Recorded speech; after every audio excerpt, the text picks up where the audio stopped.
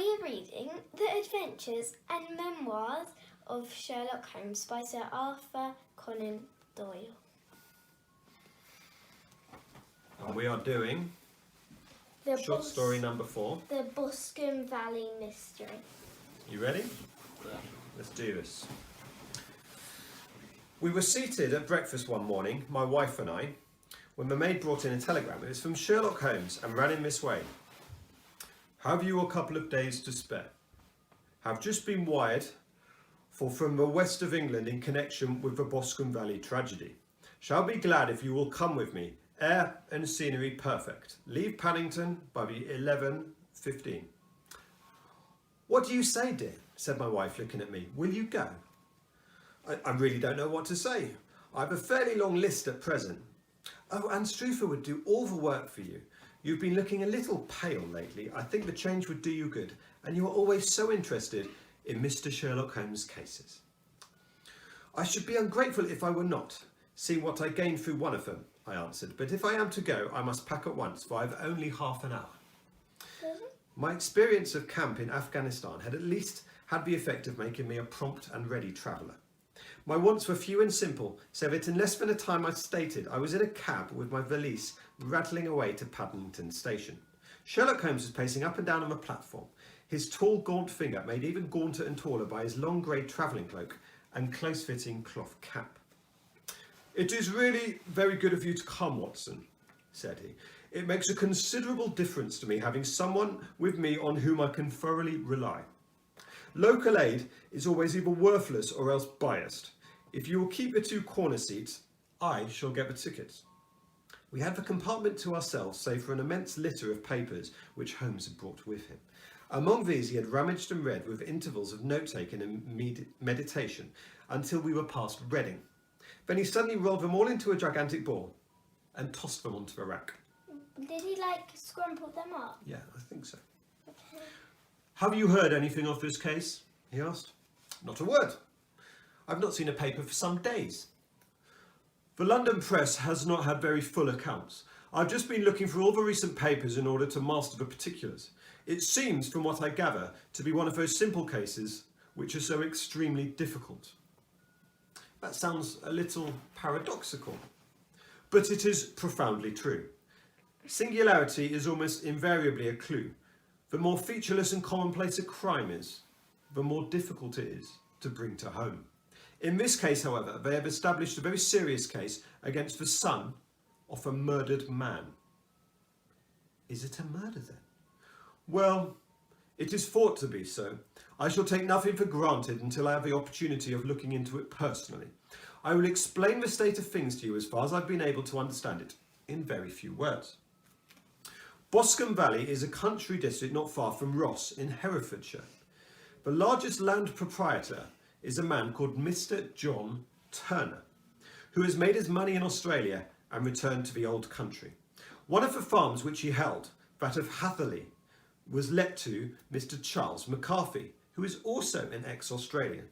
The men had known each other in the colonies, so that it was not unnatural that when they came to settle down, they should do so as near as each other as possible. Turner was apparently the richer man, so McCarthy rented some of his land, but it seems perfect friendship and equality were seen between the two of them. McCarthy had one son, a lad of 18, and Turner had a daughter of the same age, but neither of them had wives. They appear to have avoided the society of the neighbouring English families and to have led retired lives. Both of the McCarthys were fond of sport and were seen at race meetings. McCarthy had 2 servants, a man and a girl. Turner had a considerable household, some half a dozen servants at least. That is as much as I've been able to gather about the families. Now, for the facts. On June the 3rd, that is Monday last week, McCarthy left his house in Hatherley at 3 in the afternoon and walked down to Boscombe Pool, which is a small lake formed by the spreading out of the stream which runs down the Boscombe Valley. He had been out with his serving man in the morning at Ross, and he had told the man he must hurry. He had an appointment of importance to keep at 3. From that appointment, he never came back alive. From Hafferley Farmhouse to Boscombe Pool is about 1/4 of a mile. 2 people saw him as he passed over this ground. One was an old woman, whose name was not mentioned. The other was William Crowder, a gamekeeper who worked for Mr. Turner. Both of these said that Mr. McCarthy was walking alone. The gamekeeper adds that within a few minutes of seeing Mr. McCarthy, he saw his son, James McCarthy, going the same way with a gun under his arm. The best of his belief, the father was actually in sight at the time and the son was following him. He thought no more of the matter until he heard that evening of a tragedy that had occurred. The 2 McCarthys were seen after the time when William Crowther and the gamekeeper lost sight of them. The Boscombe Pool is a thickly rounded wood, with just a fringe of grass and reeds around the edge. A girl of 14, Patience Moran, who's the daughter of the lodge keeper at Boscombe Valley, was in one of those woods picking flowers. She states that while she was there, she saw at the border of the wood Mr. McCarthy and his son, and they appeared to be having a violent quarrel. She heard Mr. McCarthy, the elder, using very strong language towards his son, and she saw the son raise his hand as if to strike the father. She was so frightened that she ran away and told her mother when she reached home that she'd left the 2 McCarthys quarrelling by Boscombe Pool and that she was afraid that they were going to fight. She had hardly said the words when Mr. McCarthy came running up to the lodge and said he'd found his father dead in the wood and he wanted the help of a lodge keeper. He was very excited, without either his gun or his hat, and his right hand and his sleeve were covered in fresh blood. On following him, they found the dead body stretched out upon the grass beside the pool. The head had been beaten by blows of a heavy and blunt weapon. The injuries were such that they may have been inflicted by his son's gun with a blunt end, which was found lying by the grass a few paces away. Under these circumstances, the young man was arrested and he was given the verdict of willful murder. What? Can you see a picture? Yeah, so that's a picture that they found the dead body stretched out upon the grass. Yes, indeed. Thank you. So the inquest is on Tuesday, and on Wednesday he was brought before the courts in Ross, who have referred him to the next court. The main facts of the case, those are what I understand from a police court. I could hardly imagine a more damning case, I remarked. If ever circumstances and evidence pointed towards a criminal, it does so in this case.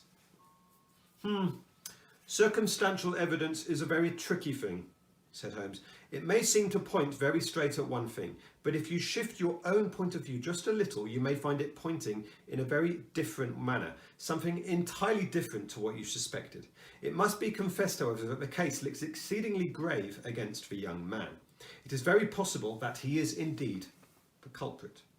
There are several people in the neighbourhood, however, among them Miss Turner, the daughter of the neighbouring landowner, who believe he is innocent and who have retained Lestrade.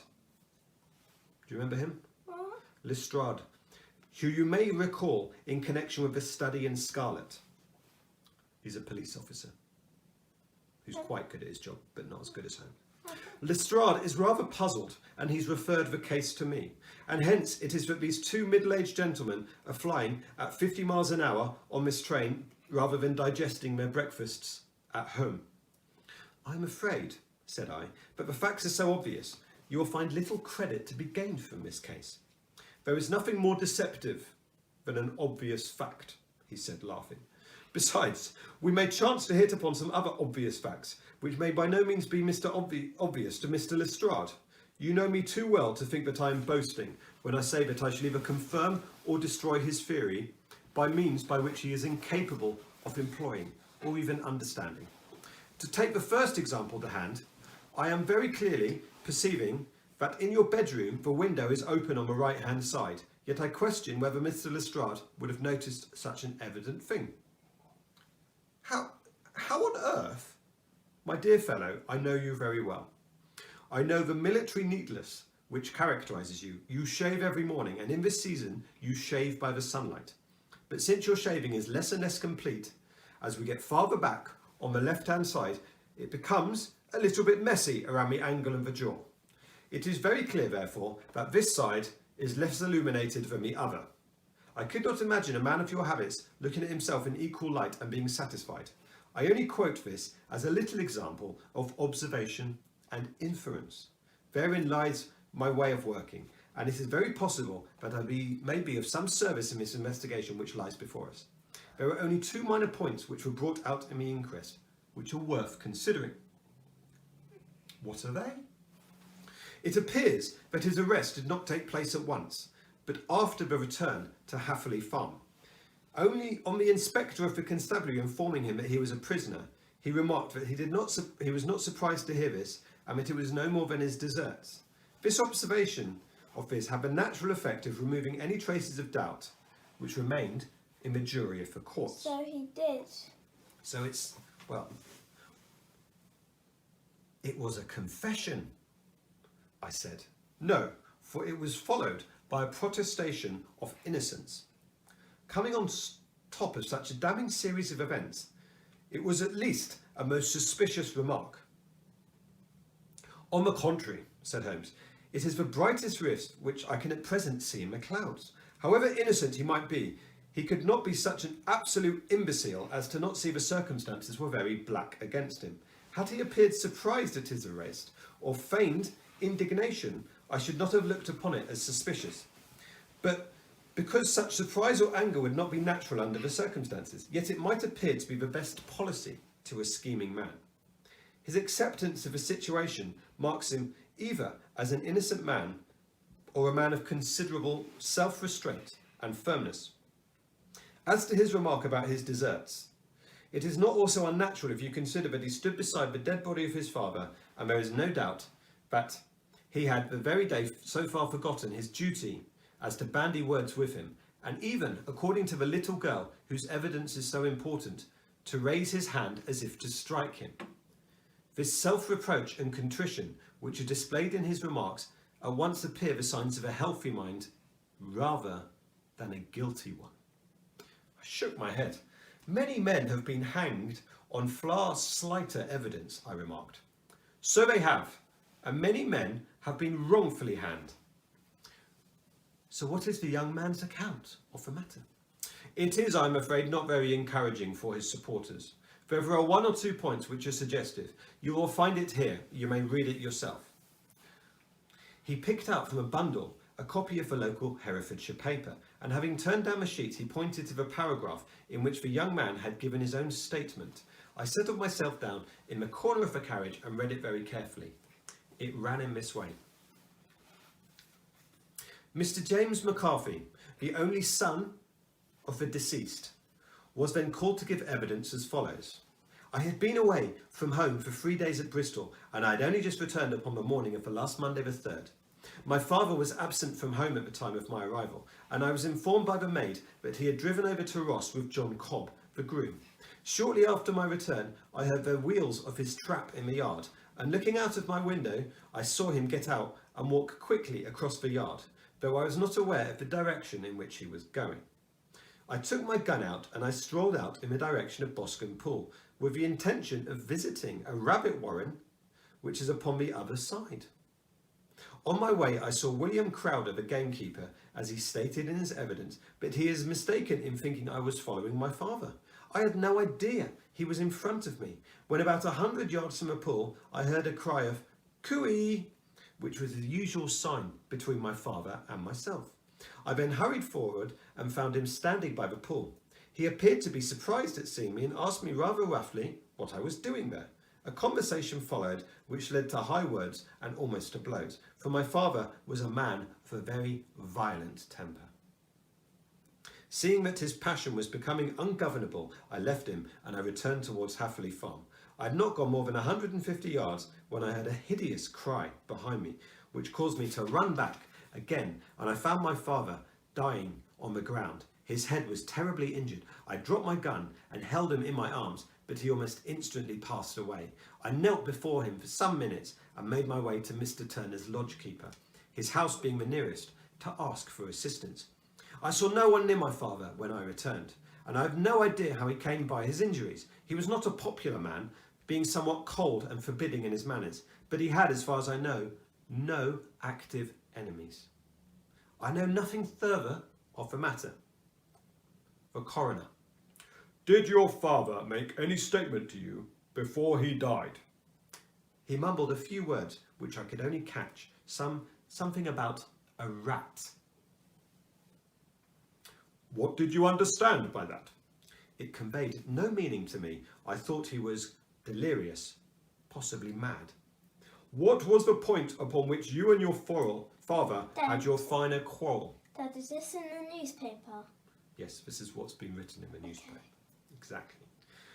What was the point upon which you and your father had this final quarrel? I should prefer not to answer. I'm afraid I must press it. It is impossible for me to tell you what the quarrel was about. I can assure you it had nothing to do with the sad tragedy that followed. That is for the court to decide. I need not point out that your refusal to answer this question may prejudice the case against you and make you look more guilty. I must still refuse to answer.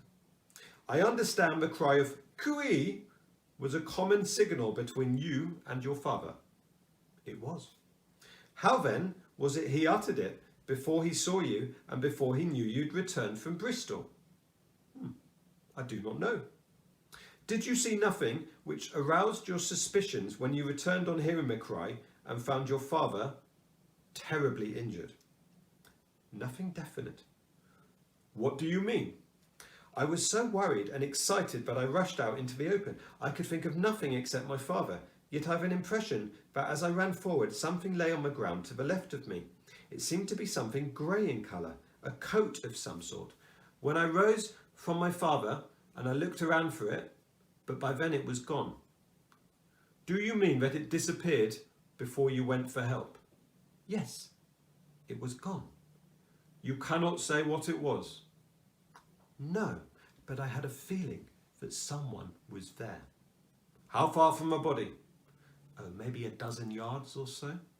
And how far from the edge of the woods? About the same. Then if it was removed while you were still within a dozen yards of it? Yes, but with my back towards it. This concluded the examination of the son. I see, said I as I glanced down. The coroner, in his concluding remarks, was rather severe upon this young boy McCarthy. He calls attention to the difference between his father having signalled him before seeing him and his refusal to give details of a conversation with his father, and also his account of his father's dying words. They are all, as he remarks, very much against the son. Holmes laughed softly to himself and stretched himself out on the cushioned seat. Both you and the coroner have been at some pains to single out some of the very strongest points in the young man's favour. Don't you see that you alternately give him credit for having too much imagination and too little? If he could not invent the cause of the quarrel, which would give him the sympathy of the jury, too much if he evolved his own inner consciousness anything from a dying reference. Can I quickly show the picture? Yeah. I dropped my gun behind him in my arms. Yeah. As the dying reference to a rat and the incident of the vanishing cloth. No, sir, I shall approach this case from a point of view that this young man says everything is true, and we shall see whether this is the correct hypothesis. And now, here is my pocket Petrarch, and not another word shall I say of this until we're at the scene of the action. We lunch at Swindon, and I shall say that we'll be there in 20 minutes. It was nearly 4 o'clock when we at last, after passing through the Stroud Valley and over the Severn, found ourselves in the pretty little country town of Ross. A lean, ferret-like man, furtive and sly-looking, was waiting for us at the platform. In spite of the light brown dust coat and the leather leggings which he wore in deference to his rustic surroundings, I had no difficulty in recognising Lestrade of Scotland Yard. With him we drove to the Hereford Arms, where a room had already been engaged for us. I have ordered a carriage, said Lestrade as we sat over a cup of tea. I knew your energetic nature and that you would not be happy until you had been on the scene of the crime. It was very nice and complimentary of you. said Holmes. It is entirely a question of pressure. Lestrade looked startled. I do not quite follow, he said. How is the glass? 29. These are the ways they used to measure the weather. 29. I see no wind, not a cloud in the sky. I have a case full of cigarettes here, which needs smoking, and the sofa is very much superior to the usual country hotel abomination. I do not think it probable that I shall use the carriage tonight. Lestrade laughed. You have, no doubt, already informed your conclusions from the newspapers. The case is as plain as a pikestaff, and the more one goes into the plainer, it still becomes. Still, of course, one can't refuse a lady, and such a very positive one too. She has heard of you, and would have your opinion, though I've repeatedly told her that there is nothing which you could do which I had not already done. Why, bless my soul, here is her carriage at the door. Do you want to do the two pictures? That one first, then that. Yep. Okay. So there's the lady, then there's Sherlock Holmes and Watson, I guess, and then the policeman. Yep. One of the most lovely young women that I have ever seen in my life. So there's a lady. I guess that's Sherlock Holmes and that's the policeman and that's Watson. Because they're a bit more smart than the policeman. Lestrade shrugged his shoulders. Yeah, or Lestrade. Lestrade. Although we're not sure how to say his name. Yeah. Anyway, so Lestrade said, there's nothing which can be done which I had not already done. Why, bless my soul, here is her carriage at the door. He had hardly spoken before there rushed into the room one of the most lovely women I have ever seen in my life. Her violet eyes shining, her lips parted, a pink flush upon her cheeks. All thought of her natural reserve was lost in her overpowering excitement and concern. Oh, Mr. Holmes, she cried, glancing at one another of us, and finally, with a woman's quick intuition, fastening upon my companion. I'm so glad that you have come. I've driven down to tell you. I know James didn't do it, I know it, and I want you to start working on it, knowing that too. Never let yourself doubt upon that point. We've known each other since we were little children. I know his faults as no one else does, but he is too tender-hearted to hurt a fly. Such a charge is absurd to anyone who knows the real man. I hope we will clear him too, Miss Turner, said Holmes. You may rely upon my doing all that I can. But have you read the evidence? Have you formed some conclusion? Do you not see some loophole, some flaw? Do you not think that he is innocent? I think that is very probable, said Holmes. There now, she cried, throwing back her head and looking defiantly at Lestrade. You hear? He gives me hope. Lestrade shrugged his shoulders. I'm afraid my colleague's been a little quick in forming his conclusions, he said. But I know he is right. Oh, I know that he's right. James never did it. And about the quarrel with his father, I'm sure that the reason why he would not speak about it to the corridor is because I was concerned in it. In what way? Said Holmes. It is no time for me to hide anything. James and my father had many disagreements about me, and Mr. McCarthy was very anxious that there should be a marriage between us. James and I have always loved each other as brother and sisters, but of course he is young and has seen very little of life yet, and well, he naturally did not wish to do anything like that yet. There were quarrels, and this, I'm sure, was one of them. And your father, said Holmes, was he in favour of the union? No, my father was averse to it also. No one but Mr. McCarthy was in favour of it. A quick blush passed over her cheeks as Holmes shot a keen questioning glance at her. Thank you for your information. May I see your father if I call tomorrow? I'm afraid the doctor won't allow it. The doctor? Yes, have you not heard? Poor father has never been strong for the years back, but this has broken him down completely. He has taken to his bed, and Dr. Willow said that he is a wreck and that his nervous system is shattered. Mr. McCarthy was the only man who had known his dad, my dad, from his old days in Victoria. Ha! In Victoria. That is important. Where's that? Victoria is where they used to live in Australia. Okay. Yes, at the mines. Quite so, the gold mines, as I understand it. Mr. Turner made his money there. Yes, certainly. Thank you, Mr. Turner. You have been of material assistance to me.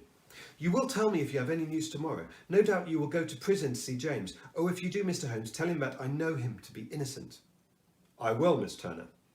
I must go home now, for Dad is very ill, and if he misses me, if I leave him, goodbye. God help you in your undertaking. She hurried from the room as impassively as she had entered, and we heard the wheels of her carriage rattle off down the street. "I'm ashamed of you, Holmes," said Lestrade. "Why would you raise the hopes of her when you're bound to disappoint? I'm not over-tender of heart, but I call that cruel." "I think that I see the way clearing, Mr. James McCarthy," said Holmes. "Have you an order to see him in prison?" "Yes, but only for you and me." "Then I will reconsider my resolution about going out. We still have time to take a train to Hereford and see him tonight?" "Ample time." "Then let us do so. Watson, I fear you will find it very slow, but I will only be a couple of hours." I walked down to the station with them and then wandered through the streets of the little town, finally returning to my hotel, where I lay upon the sofa and tried to interest myself in a yellow-backed novel. The plot of the story was so thin, however, that when compared to the deep mystery through which we were going, I found my attention wandered so continually to the action on the fact that I at last flung the book across the room and gave up entirely to instead consider the events of the day. Supposing that this unhappy young man's stories were absolutely true, then what a hellish thing! What calamity could have occurred between the time when he parted from his father and the moment when, drawn back by his screams, he rushed back to the glade? It was something terrible and deadly, but what could it be? Might not the nature of the injuries reveal something to the medical instincts? I rang the bell and called for my weekly paper, which contained the account of the inquest. In the surgeon's deposition, it stated that the back third of the bone and the left bit of his occipital bone, which I think is part of his back or around his neck, had been shattered by a heavy blow from a blunt weapon. I marked the spot on my own head. Clearly such a blow must have been struck from behind.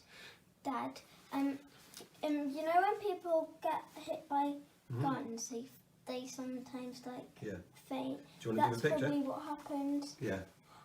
I lay upon the sofa and tried to interest myself in the yellow-backed novel. Yeah. There. So that's Watson, isn't it? Yeah. Clearly such a blow must have been struck from behind. That was to some extent in favour of the accused. When seen quarrelling, he was face to face with his father. Still, it did not go very much, for the older man might have turned his back before the blow fell. Still, it was worthwhile to call Holmes's attention to it. Then there's the peculiar reference to the dying rat. What could that mean? It could not be madness. A man dying from a sudden blow does not go mad. No, it was more likely to be an attempt to explain his fate. But what could it indicate? I thought about any possible explanation, and there was the incident of a grey cloth by young McCarthy. If that were true, the murderer must have dropped some part of his dress, maybe his overcoat, in his flight. And it must have been, and it must have been the hardihood to return and carry it all the way through at the instant when his son was kneeling with his back not more than a dozen paces off. A tissue of mysteries and improbabilities the whole thing was. I did not wonder at Lestrade's opinion, yet I had so much faith in Sherlock Holmes's insight I could not lose hope as long as the fresh facts seemed to strengthen the conviction of young McCarthy's innocence. It was late before Sherlock Holmes returned.